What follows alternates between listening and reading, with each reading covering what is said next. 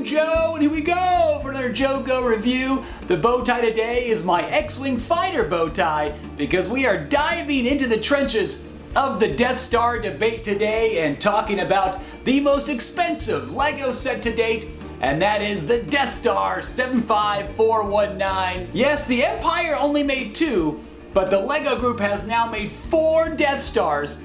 So we're going to take a look at all 4 Death Stars and see how this latest Death Star stacks up against the rest. And is it worth the $1,000 price tag? Is it a JoeGo or a no-go? The history of LEGO Death Star actually begins with the second Death Star. Yes, the first LEGO Death Star was Death Star 2 from Return of the Jedi. It came out in 2005, and at the time of its release, it only cost $269. I wish I got this set, I missed it. And now it is coveted by collectors and will cost you roughly all the credits of Canto Bight. At the time of this record, there are only 5 people in the world selling this set on Bricklink. And the lowest price for a completed set of 10143 is $2,000. Now the LEGO group has only done Death Star 2 once. We haven't gotten another Return of the Jedi Death Star under construction set since 2005. So this year, when there was rumors of a new Death Star set coming out on the 20th anniversary of this set, I thought, great, they're finally gonna do another Death Star 2. Because that set really needs a modern LEGO design approach. And it would finally give fans a chance to get their hands on a set that has been impossible to get. You throw in some new minifigures, and that would be a perfect re-release. Instead, it's a trap! We get this $1,000 Death Star. McClunky! It's a real bummer that they haven't done Death Star 2 a second time. Once the Death Star 2 was retired in 2007, we were treated to the next LEGO Death Star in 2008, and that was 10188 Death Star. I love this set, and I'm sure a lot of you are familiar with this set. Let me know in the comments if this set was ever on your wish list. This set was out for 8 years, one of the longest shelf lives for any LEGO set. It was so cool, so much playability, 24 minifigures included, iconic scenes depicted throughout. Upon its release, it cost $400, though it wasn't the most expensive LEGO set at the time, because around the same time, the $500 Millennium Falcon was also on the shelves. And much like this new supersized $1,000 Death Star, the Millennium Falcon got re-released and supersized in 2017 when they released the $850 Millennium Falcon.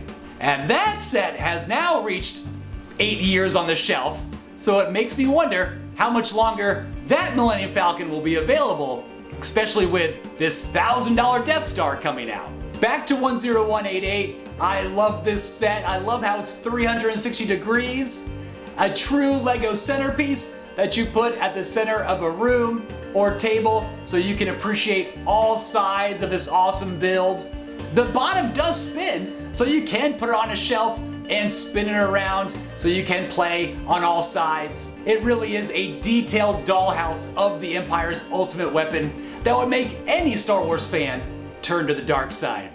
I bought this set in its last year of production, thinking that one day this set could be worth a lot of money.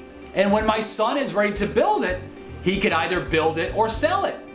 But come to find out, the re-release of this set is actually worth more. In 2016, just 9 months after 10188 is retired, the LEGO group re-releases the set as set number 75159 Death Star.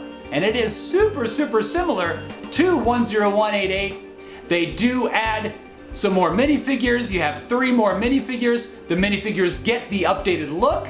They also added 200 more pieces and $100 to the price tag.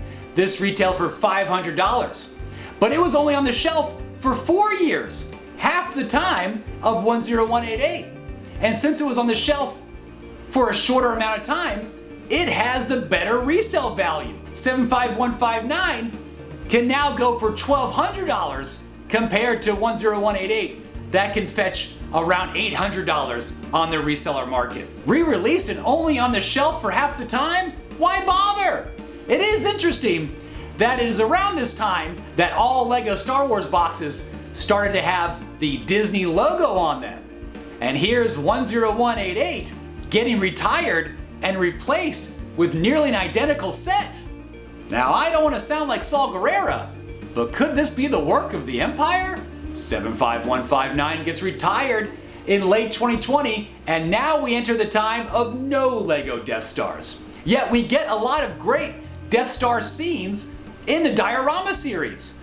I have the trash compactor set, and it is one of my all-time favorite LEGO Star Wars sets. And we haven't gotten a diorama in a stretch, but now we got the mother of all dioramas with this $1,000 Death Star 75419. It is a massive set, nearly 28 inches tall, 31 inches wide, loads of little dioramas and scenes packed into this thing. My first take when I saw this set was, well, I'd like to see the back. All the press releases and all the pictures I had seen were only showing one side. And come to find out, the reason they weren't showing you the back is because it's not much to look at. It's all the guts and the mechanics of the room functions. And I can understand needing a flat back if the idea of this set was to hang it up on a wall or push it up against a wall. But that side isn't flat, it's not flush. There's a lot of protruding pieces on that side. So it would have been great if they gave us more pieces and some plates to cover that side with. Make it look like the outside of the Death Star on that side. That way, both sides are displayable. You could display the dollhouse side or the Death Star facade side. Make it look like the outside of the Death Star on that side. I don't think it would take many more pieces. It's just a bunch of great plates. I don't know, $1,000 seems like a lot of money for a set that's only finished on one side. I don't know, it makes me wish that they just would go ahead and re-release Death Star 2 instead of coming out with this huge $1,000 Death Star. And yes, I'm sure it's a lot of fun to play in all the different rooms in there, but I had just as much fun with the diorama series.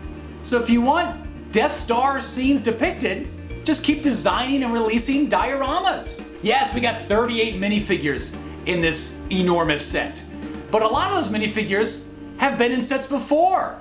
We did get a new figure that is the Emperor's advisor. This guy is a blink and you'll miss it character in the background of Return of the Jedi. I just think it would be better if they re-released Death Star 2, make it very similar to 10143, and give us, 6 or 7 minifigures to put on the plaque. What minifigures would you like to see in a Death Star 2 re-release? Let me know in the comments. I don't know, I'm thinking a Palpatine, a Vader. Sure, throw in that Emperor Advisor figure in there too. And just for fun, let's also put in Admiral Akbar.